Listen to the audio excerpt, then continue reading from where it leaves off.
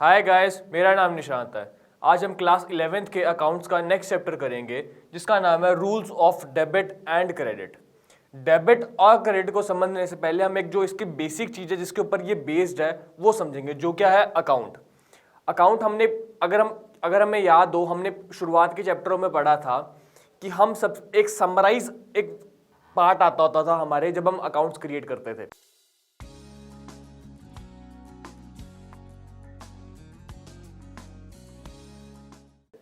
Summarise जब record करने के बाद ट्रांजैक्शंस समराइज करते होते थे, तो जो वो समराइज करते होते हैं वो हम अकाउंट में करते होते हैं। यही डेफिनेशन कह रही है इसकी। क्या कह रही है? It is a summarized record of transactions. जो हमने ट्रांजैक्शंस रिकॉर्ड की है उसको समराइज किया है एट वन प्लेस, एक जगह पर, relating to a particular head. Relating to a particular head मतलब कि अगर मान लो कोई मशीन है तो वो एक पर्टिकुलर हेड है। पर्टिकुलर हेड का क्या मतलब है कि अगर मान लो कोई मशीन अकाउंट है या कोई परचेज अकाउंट है, तो मतलब कि जितनी भी हमने एक साल में, एक पीरियड ऑफ टाइम में हमने परचेज की है तो उसको एक जगह रख दिया, मतलब एक जगह रिकॉर्ड किया, फिर उसको समराइज किया। तो वही डेफिनेशन हम फिर से पढ़ते हैं क्लियर करने के लिए कि it is a summarized record of transactions at one place relating to a particular head. अब अकाउंट का ये फॉर्मेट है। फॉर्मेट क्या है कि ये जो लाइन है ये डिवाइडिंग लाइन है। बिल्कुल अकाउंट दो पार्ट में डिवाइड होता है हमेशा। ये होती है डेबिट साइड जो लेफ्ट हैंड साइड होती है, और ये होती है क्रेडिट साइड जो राइट हैंड साइड होती है। तो अब इसके अंदर 8 कॉलम्स होंगे, हमेशा 8 कॉलम्स होंगे, लेकिन मेजरली ये दो पार्ट्स में डिवाइड होता है। हर पार्ट के 4 कॉलम्स होंगे। पहला होगा डेट, जिसमें हम डेट लिखेंगे, जो भी ट्रांजैक्शन की डेट होगी। दूसरा होगा पर्टिकुलर्स, जिसमें हम नाम लिखेंगे कि हमने मान लो अगर परचेज की है तो किससे परचेज की है, उसका क्या नाम है, उस फर्म का क्या नाम है या उस पर्सन का क्या नाम है। एलएफ लेजर फोलियो, कभी कभी यहाँ पे जीएफ भी लिखा जाता है, जनरल फोलियो। कोई एलएफ लिखता है कोई जीएफ लिखता है तो उसमें कोई खास फर्क नहीं है। इसमें अमाउंट सेम क्रेडिट साइड पे डेट, पर्टिकुलर्स, लेजर फोलियो या फिर जर्नल फोलियो और अमाउंट। और यहाँ पे ऊपर डीआर यानी कि डेबिट और यहाँ पर सीआर यानी कि क्रेडिट हमेशा लिखा जाएगा। अगर आप क्वेश्चन में ये आंसर में अगर आपने नहीं लिखोगे तो हो सकता है कि आपके एग्जाम में मार्क्स कट जाए। तो गाइज ये बिल्कुल ध्यान रखना है कि हमने यहाँ पे ऊपर डेबिट लिखना है और यहाँ पर क्रेडिट लिखना है। इसके 8 कॉलम्स होते हैं। तो गाइज डेबिट और क्रेडिट को समझने के लिए 2 अप्रोच होते हैं, एक है ट्रेडिशनल और मॉडर्न। इसके अंदर फर्दर अकाउंट्स होंगे जिसके बेस पे हमें डेबिट और क्रेडिट समझ में आएगा। पहला है ट्रेडिशनल अप्रोच। ट्रेडिशनल अप्रोच के फर्दर 2 पार्ट्स हैं, एक है पर्सनल और एक इम्पर्सनल। पर्सनल में पहला है नेचुरल। नेचुरल यानी कि कोई भी अगर पर्सन होगा तो वो हमेशा नेचुरल अकाउंट में आएगा। ट्रेडिशनल अप्रोच है पर्सनल अकाउंट का जो फर्दर पार्ट है नेचुरल। मान लो अगर कोई भी पर्सन है, राम है, श्याम है, जिस भी पर्सन से आप डील करते हो, तो उसका जो अकाउंट बनाओगे वो किसके अंदर आएगा? नेचुरल के अंदर। अब आर्टिफिशियल अगर कोई भी कंपनी है, कोई भी बिजनेस है, उसका नाम है या उसका अगर आप अकाउंट बनाते हो तो वो किस में आएगा? आर्टिफिशियल में। इसका थर्ड पार्ट है रिप्रेजेंटेटिव पर्सनल। इसको मैं एक बार यहीं रख रहा हूं, पहले इम्पर्सनल डिस्कस करते हैं, उसके बेसिस पे ये ज्यादा जल्दी और अच्छे से समझ आएगा। इम्पर्सनल के अंदर है रियल और नॉमिनल। रियल के अंदर सारे के सारे एसेट्स। एसेट्स यानी कि कौन कौन से? मशीन हो सकती है, गुडविल हो सकती है, ये जो है ये क्या है? हमारे एसेट्स हैं। लेकिन इसके अंदर क्या नहीं आएगा? एक तो नहीं आएगा बैंक और एक नहीं आएगा डेटर्स। बैंक और डेटर्स रियल अकाउंट के अंदर नहीं आएंगे। तीसरा है नॉमिनल। नॉमिनल के अंदर आएंगे ऑल रिवेन्यूज एंड एक्सपेंसेस, जिसके अंदर आ सकता है कि सैलरी हमारा एक्सपेंस है, कमीशन हमारी रिवेन्यू है। तो ये किसके अंदर आएंगे? नॉमिनल के अंदर। अब एसेट्स के अंदर हमने एक चीज देखी, गुडविल। गुडविल क्या होती है? गुडविल का मैं आपको थोड़ा सा बता देता हूं अगर वर्ड आ ही गया है तो। जैसे कि मान लो अगर हमने कोई शॉप कर रखी है, कोई भी बिजनेस कर रखी है मार्केट में, ऑब्वियस ही बात है कि अगर वो पर्सन जो भी ओनर है उसका कल को सेल करता है वो चीज, तो वो ये चीज क्लेम करेगा कि भाई मेरा जो शॉप है, मेरा जो बिजनेस है, उसमें मार्केट में उसके कोई ब्रांड वैल्यू है, मेरा कोई नाम चलता है, तो उस नाम के, हमने पहले डिस्कस किया था कि हर एक चीज पैसे में डिस्कस की जाती है, तो बेचते वक्त उस नाम के भी पैसे लिए जाते हैं, वो चीज होती है गुडविल। उस नाम को, उस ब्रांड नेम को हम क्या कहते हैं कि गुडविल, कि उस फर्म की, उस बिजनेस की या उस शॉप की कोई गुडविल है, तो वो भी हमारा एक एसेट होता है। और बैंक और डेटर्स में फिर से बता रहा हूं, ये बिल्कुल भी नहीं है, इसमें नहीं आएंगे। ये बैंक और डेटर्स रियल अकाउंट के पार्ट नहीं है। नॉमिनल में ऑल रिवेन्यूज एंड एक्सपेंसेस, जिसमें सैलरी हो सकता है जो हमारा एक्सपेंस है, कमीशन है जो हमारा रिवेन्यू हो सकता है। अब यहां पे रिप्रेजेंटेटिव पर्सनल, रिप्रेजेंटेटिव पर्सनल क्या होता है, थोड़ा सा नॉमिनल से रिलेटेड है, कि अगर किसी नॉमिनल अकाउंट के आगे प्रीफिक्स लगा दे और पीछे सफिक्स लगा दे, मतलब प्रीफिक्स और सफिक्स लगा दे, तो वो हमारा बन जाएगा रिप्रेजेंटेटिव पर्सनल अकाउंट। जैसे कि मान लो सैलरी है, अब कोई अकाउंट बना दे हम आउटस्टैंडिंग सैलरी, वैसे तो सैलरी सिर्फ नॉमिनल अकाउंट है, लेकिन अगर हम आउटस्टैंडिंग सैलरी कर दें, मतलब कि सैलरी अभी हमने पे करनी है, तो वो क्या आ जाएगा, रिप्रेजेंटेटिव पर्सनल में आ जाएगा। कमीशन है, वैसे तो नॉमिनल अकाउंट है, लेकिन अगर एडवांस में आ गया, कमीशन रिसीव्ड इन एडवांस, तो ये क्या हो जाएगा, रिप्रेजेंटेटिव पर्सनल अकाउंट हो जाएगा।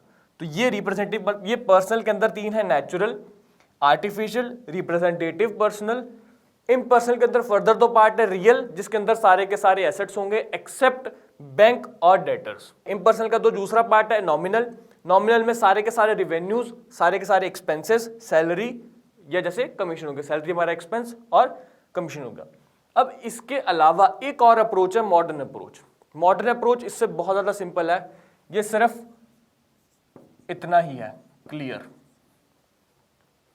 मतलब कि मॉडर्न अप्रोच के अकॉर्डिंग हम चार तरह के ही अकाउंट्स हो सकते हैं, चार तरह के अकाउंट्स को मतलब चार तरह की कैटेगरी हो सकती हैं, जिसमें सी का मतलब है कैपिटल, या तो वो कैपिटल हो सकती है। एल का मतलब है कि या तो वो लायबिलिटी हो सकती है। ई का मतलब है कि या फिर वो एक्सपेंस हो सकता है। ए का मतलब है कि या वो फिर एसेट हो सकता है, और आर का मतलब है कि वो या तो वो फिर रिवेन्यू हो सकता है।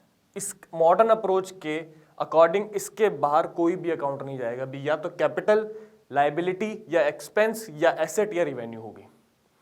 तो ये दो अप्रोच हैं, एक है ट्रेडिशनल और एक है मॉडर्न। आप किसी भी चीज को फॉलो कर सकते हैं और आप पता लगा सकते हैं भी उस चीज को हमने डेबिट करना है या क्रेडिट करना है, वो भी आगे फर्दर डिस्कस करते हैं। ज्यादातर हम मॉडर्न अप्रोच ही यूज करते हैं आज के टाइम पे। तो अब जब हमने जो कैटेगराइज किए थे मॉडर्न अप्रोच, जो अकाउंट्स कैटेगराइज किए थे मॉडर्न अप्रोच और ट्रेडिशनल अप्रोच के अकॉर्डिंग, अब उनको देखते हैं कि डेबिट कब करना है और क्रेडिट कब करना है। अगर मान लो कोई पर्सनल अकाउंट है, तो हम कब डेबिट करेंगे और कब क्रेडिट करेंगे ये देखते हैं। डेबिट द रिसीवर, ये साथ साथ लिख लीजिए आप मेरे साथ, debit the receiver and credit the giver. यानी कि अगर पर्सनल अकाउंट के अंदर कोई आ रहा है, कोई मान लो पर्सन है, कोई भी कंपनी है, तो अगर वो रिसीव करेगी या वो पर्सन रिसीव करेगा तो हम उसको डेबिट करेंगे। अगर वो पर्सन या कंपनी कुछ देगी, गिव करेगी, देगी, तो वो हम उसको क्रेडिट करेंगे। उसके अकाउंट को या तो डेबिट करेंगे या क्रेडिट करेंगे। मतलब अगर कोई पर्सन या कोई भी कंपनी है, यहां पे हम पर्सनल अकाउंट है इसलिए पर्सन या कंपनी की बात कर रहे हैं हम, कि अगर कोई भी पर्सन या कंपनी है, अगर वो कोई चीज रिसीव कर रही है, तो हम अपने रिकॉर्ड्स में उसके अकाउंट को क्या करेंगे, डेबिट करेंगे। और अगर वो पर्सन अगर कुछ दे रहा है तो वो क्या करेगा, क्रेडिट करेगा। अब रियल यानी कि सारे के सारे अगर एसेट्स हैं तो क्या होगा, debit what comes in, credit what goes out. अगर हम कोई एसेट खरीद रहे हैं तो मतलब कि एसेट हमारे पास आ रहा है, एसेट है ना, रियल में हमेशा हम एसेट की बात करेंगे। तो अगर एसेट हमारी कंपनी में कोई आ रहा है तो हम उसको डेबिट करेंगे। अगर एसेट हम कुछ बेच रहे हैं या कुछ हम किसी भी, अगर उसका लॉस हो रहा है, खत्म हो रहा है, तो वो क्रेडिट होगा। अगर कोई एसेट आ रहा है तो डेबिट होगा, अगर वो जा रहा है तो वो क्रेडिट होगा। Nominal, debit all expenses and losses, credit all income and gains. अगर हमारा कुछ घाटा हो रहा है, अगर हमारा कुछ खर्चा हो रहा है, तो हम नॉमिनल अकाउंट के अकॉर्डिंग उसको डेबिट करेंगे, और अगर कुछ इनकम हो रही है या कुछ गेन हो रहा है तो हम उसको क्या करेंगे, क्रेडिट। ये तो सिंपल है। तो ये ट्रेडिशनल अप्रोच के अकॉर्डिंग तीन हमने कैटेगराइज किए थे, पर्सनल, रियल और नॉमिनल। एक बार फिर से बता देता हूं। पर्सनल अकाउंट में क्या होगा कि जब जब कोई पर्सन कुछ दे रहा होगा तो वो क्या होगा, क्रेडिट होगा। अगर वो कुछ ले रहा होगा तो वो क्या होगा, डेबिट होगा। और रियल के अकाउंट, अगर एसेट कोई आ रहा है तो वो डेबिट होगा, और अगर कोई एसेट जा रहा है, हमारी कंपनी से बाहर जा रहा है, तो वो क्रेडिट होगा। नॉमिनल में जो भी एक्सपेंसेस या लॉसेस होंगे वो डेबिट होंगे, और जो भी इनकम और गेन्स होगी वो क्या होंगी, क्रेडिट होंगी। अब मॉडर्न अप्रोच के अकॉर्डिंग, जिसमें सिर्फ 5 ही कैटेगरीज थी, इसमें क्या था कि जब जब कैपिटल इंक्रीज होगी तब तब क्या होगा, क्रेडिट, और जब जब कैपिटल कम होगी तब क्या होगा, डेबिट। सेम एज लायबिलिटी, जब जब लायबिलिटी बढ़ेगी तब तब क्रेडिट होगा, जब जब लायबिलिटी कम होगी तब तब डेबिट होगा। एसेट और एक्सपेंस छोड़ रहा हूं, सेम कैटेगरी के सेम रूल है, इसलिए पहले रिवेन्यू उठा रहा हूं। रिवेन्यू अगर बढ़ेगा तो क्रेडिट होगा, और रिवेन्यू अगर कम होगा तो डेबिट होगा। जो ये तीन है, कैपिटल, लायबिलिटी और रिवेन्यू, ये जब तीनों के तीनों अगर बढ़ेंगे तो क्रेडिट होंगे, और अगर तीनों में से कोई भी कम हो रहा है तो वो डेबिट होगा। तो ये जो तीन है वो क्या है, सेम कैटेगरी के हैं। और एसेट और एक्सपेंस का उल्टा है। इनके अगर इनसे कंपेयर करें तो एसेट और एक्सपेंस का जो रूल है वो उल्टा है। वो क्या कहता है कि अगर जब जब एसेट बढ़ेगा तब तब क्या होगा, डेबिट, और जब जब एसेट कम होगा तब तब क्या होगा, क्रेडिट। सेम एज एक्सपेंस, जब जब एक्सपेंस बढ़ेगा क्या होगा, डेबिट, और जब जब एक्सपेंस कम होगा तो वो क्या होगा, क्रेडिट।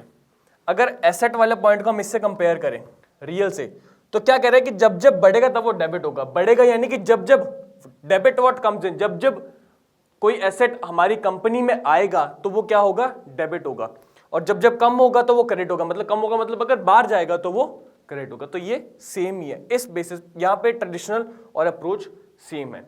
तो ये कुछ रूल्स हैं कि हमें कोई भी अगर अकाउंट है उसको कैटेगराइज करके हमें कब डेबिट करना है और कब क्रेडिट करना है, हमें इन रूल्स के अकॉर्डिंग पता लगता है। अब ये आप पे है कि आप मॉडर्न अप्रोच फॉलो करते हो या ट्रेडिशनल अप्रोच फॉलो करते हो, उससे कोई फर्क नहीं पड़ता है। तो अब हम सीखेंगे कि अकाउंट को बैलेंस कैसे करना है, मतलब कि बैलेंसिंग ऑफ अकाउंट होता क्या है। It means totalling the two sides of an account and finding the balance. यानी कि दो साइड्स कौन सी, कोई भी एक अकाउंट है, जैसे मान लो एसेट अकाउंट है, इसको जो डेबिट साइड है और इसकी जो क्रेडिट साइड है, दोनों का साइड का अलग अलग टोटल निकालेंगे। जो साइड का टोटल ज्यादा होगा वो हम टोटल वाले पार्ट में नीचे लिख देंगे, और जिसका कम होगा उस साइड पे हम बैलेंस लिख देंगे। मैं आपको करके दिखाता हूं कि मान लो ये एसेट अकाउंट है, इसके अंदर मान लो कुछ ट्रांजेक्शन्स हो जाती हैं, ऐसे एक 10,000 की होगी, एक 5,000 की होगी, एक 3,000 की होगी और एक 2,000 की होगी। अब डेबिट साइड पे हुई है ये। मान लो क्रेडिट साइड पे कुछ ट्रांजैक्शंस हो जाती हैं कि मान लो एक होगी 6,000 की और एक होगी 5,000 की। तो अब इसका अगर हम टोटल करें तो ये हमें पता लग रहा है कि जो टोटल है वो इस साइड का बड़ा है। तो जो बड़े वाला टोटल है वो यहां नीचे सबसे नीचे आ जाएगा, मतलब कि 20,000। 10,000 प्लस 5 प्लस 3 प्लस 2, 20,000 टोटल दोनों नीचे आ जाएगा। अब जो क्रेडिट साइड है वो छोटी है, तो अब इसको इक्वल तो करना ही है क्योंकि हमने टोटल में 20,000 लिख दिया है, तो हमें यहां पे कुछ ना कुछ ऐड करना पड़ेगा। वो क्या होगा, वो होगा बैलेंस। वो होगा बैलेंस 9,000। कैसे, 20,000 माइनस 6 माइनस 5, तो वो क्या आ जाएगा 9,000। ऐसे हम बैलेंस करते होते हैं। अब बैलेंस किस तरह के होंगे कि मान लो इधर हो सकता है बैलेंस, तो ऑब्वियस सी बात है कि वो बैलेंस इधर भी हो सकता है। बैलेंस होंगे हमेशा दो तरह के, एक होगा डेबिट बैलेंस और एक होगा क्रेडिट बैलेंस। अगर डेबिट बैलेंस का मतलब क्या है कि अगर डेबिट साइड बड़ी होगी क्रेडिट से, डेबिट साइड अगर बड़ी होगी क्रेडिट से, यानी कि ये वाली साइड इस साइड से बड़ी होगी, तो वो क्या होगा, डेबिट बैलेंस। जैसे इसके अंदर था, इस जो मैंने एग्जांपल शेयर किया, इस एग्जांपल के अंदर था, जो डेबिट साइड थी उसका टोटल आ रहा था 20,000, जो क्रेडिट साइड थी उसका टोटल आ रहा था 11,000।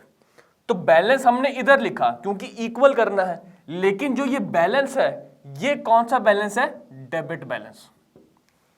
क्रेडिट साइड में लिखा हुआ है, कंफ्यूज नहीं होना, क्रेडिट साइड में लिखा हुआ है, लेकिन क्या है, डेबिट बैलेंस। क्यों डेबिट बैलेंस है, क्योंकि जो बैलेंस निकला है वो डेबिट का है, क्योंकि जो डेबिट साइड है वो इस क्वेश्चन में वो बड़ी है, 20,000 है और यहां पे 11,000 है, तो जो बैलेंस आएगा वो डेबिट आएगा।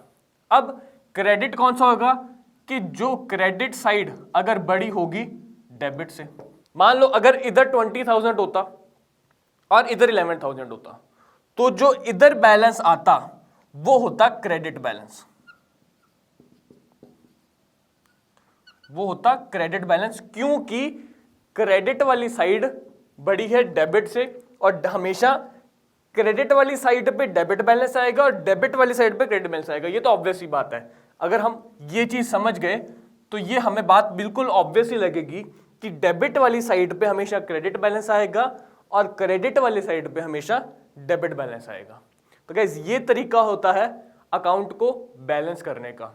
तो गाइज जो ये चैप्टर है हमारा rules of debit and credit यहीं खत्म होता है। अगले बार मिलेंगे नए लेक्चर के साथ। Thank you.